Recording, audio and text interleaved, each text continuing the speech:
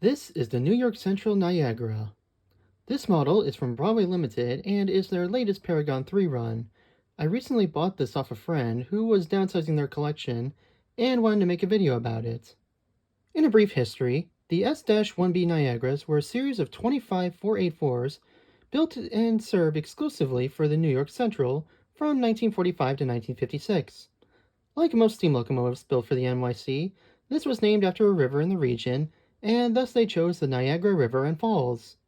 Due to the size of the boiler and other engineering, the Niagaras are considered to be one of the most efficient 484s ever built. Though I have seen there are still some debates between whether the Niagara or the J class is the best 484 ever built. The Niagara also featured a large centipede tender in the back, which allowed a larger coal and water capacity. During their career, the Niagaras would mostly serve the NYC's passenger service, but they would occasionally be used for the fast freight pacemaker service. As utilization was taking over the NYC, the Niagaras were slowly retired, and all were scrapped unfortunately. There is, however, a miniature working replica of the Niagara at the Stapleford Miniature Railway in the UK. The locomotive comes packed in the later Paragon 3 thin box with the locomotive and tender already connected. The box is colored in black, and on top we have the BLI logo and Paragon 3 logo.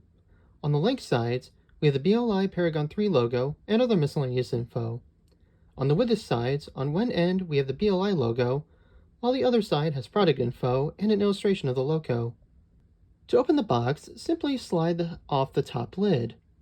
Inside, you'll be greeted by the paperwork and a thin layer of foam. Underneath the foam, the locomotive sits inside a plastic case and wraps on the inside. To get the locomotive out, simply pull it out of the box and then slide it out from the plastic box. Next, there are two side plates to protect the locomotive, but those fall off once out of the box. After that, just pop the tab off and you can get the locomotive out. Also included is a rod screwdriver and extra traction tires. To start off, the locomotive is constructed of plastic with a heavy die-cast chassis and metal wheels. For the paint scheme, the locomotive is in a simple black color scheme, except for the smoke box, which is gray. As for printing, the number and lettering are all printed clearly in white. On the loco, we have the number on the cab in the back, and on the smoke box, we have the New York Central system and the loco number on a blue number plate. On the headlight, we also have the loco number. The tender has the New York Central on both sides, and in the back, the loco number and other miscellaneous prints. It is a simple steam locomotive scheme, but nevertheless it is done effectively. As for connecting the two, both the locomotive and tender are connected inside the box. What makes this unique, though, is that the drawbar between the two is connected in place and won't slip out easily. This allows you to easily pick up the model without having to worry about connecting it on the track. As for detail, starting at the bottom, we have the driving wheels. The wheels are painted black and are box drivers with roller bearing side rods. The leading wheels are painted black while the trailing wheels are unpainted. Underneath the drivers, we have separately applied brakework, and the leading truck has brakework as well. Like all BLI logos, the axles are unpainted. Above the drivers, on the left, we have separately applied pipes and pumps. On the right side, we have a bunch of separately applied pipes. In the front, the pistons have nicely molded detail, and in the front of the pistons, on the left and right, we have more pumps. On the right side, above the rods, we have a bell made of metal, and in the back, the firebox on each side has more separately applied pipes. The trailing truck has molded detail, while the left side has a separately applied pump that swivels with the truck. Moving up to the boiler consists of a lot of molded plate and rivet detail. On each side of the boiler, we have a separately applied metal handrail. And also on top of the boiler, we have the sand dome, metal valves, and what I believe may be a blowdown, and near the cab an air horn. In the front, the smoke box features the iconic smoke deflectors, or also known as elephant ears, mounted in the front with a molded framework on the inside. The outside features some more molded rivet detail. The smoke box door consists of mostly molded detail, which includes hinges and rivets. On the smoke box, we have the number plate and the headlight at the top. At the bottom of the smoke box, we have what appears to be a grill, as I'm not too sure what the technical term for this is called. Nevertheless, it is nicely detailed. On the pilot, we have an operating front caliper and a separately applied brake hoses. There is also an operating drawbar. On the top of the smoke box, we have the whistle, made of metal, and a separately applied pipe with some sort of deflector for the whistle. In the front, I believe we also have a generator for the headlight. And finally, in the back of the locomotive, we have the cab. On the inside of the cab, we have a very detailed molded backhead in black. Also inside the cab, we have 2 factory-fitted crewmen, and the windows are clear plastic to represent glass. In the back, we also have 2 separately applied metal handrails, and on the top of the cab, we have quite a bit of molded rivets. Trailing behind the locomotive, we have the centipede tender. Starting at the bottom, the tender features a set of 7 wheel sets. In the front, the truck is nicely molded, while the frame is also molded. Above the frame, we have more separately applied piping stretching the length of the tender. On the front and back of the tender, we have separately applied ladders. Moving up to the main body only consists of a ton of molded rivet detail. On the front of the tender, we have molded in doors and other molded in details. The floor in the front is also nicely etched. On the back of the tender, we have the tender light with some molded detail. On both sides, we have separately applied metal handrails, and at the bottom, we have more separately applied brakework. On the top of the tender, taking up most of the space, is the coal load. In the back, we have a separately applied water hatch, handrails, and other details. The locomotive features Broadway Limited's Paragon 3 system, which has many sounds and features. For lighting, we have an operating headlight and tender light.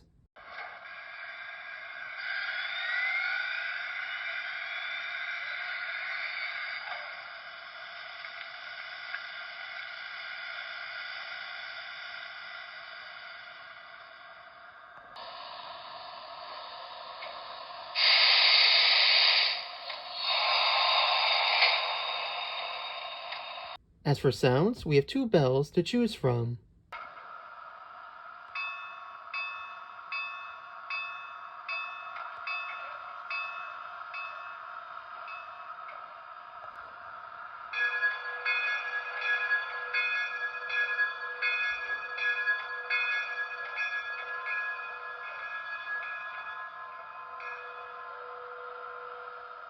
As for whistles, we have 4 to choose from.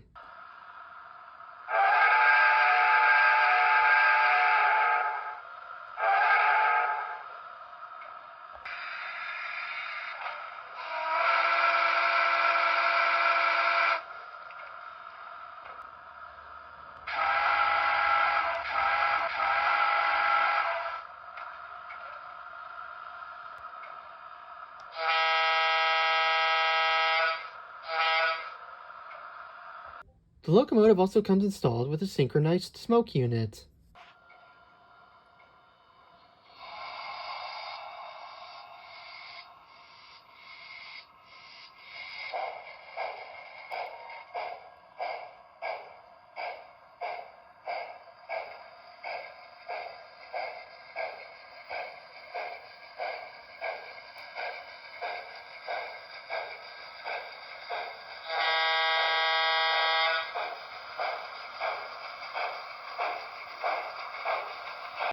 For this running session, I will be having the locomotive run a miscellaneous boxcar train. While I am aware that it was mostly a passenger train, it did run the NYC pacemaker train, though I do not own any pacemaker cars. Plus, I've mostly done passenger consist and want to do something different.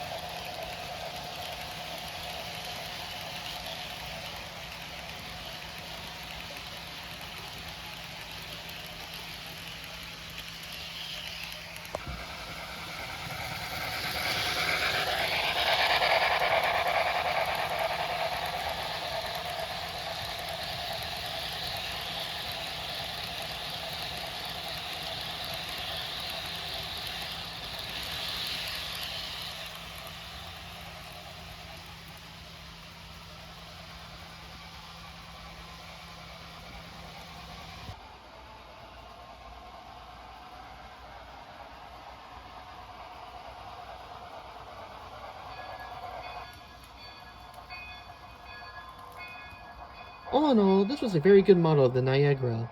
If you want one of these locos, as of the recording of this video, you'll either have to search eBay, train shows, or model shops. Hopefully in the future they reintroduce this model in their Paragon 4 lineup. Thanks for watching, and see you in the next one.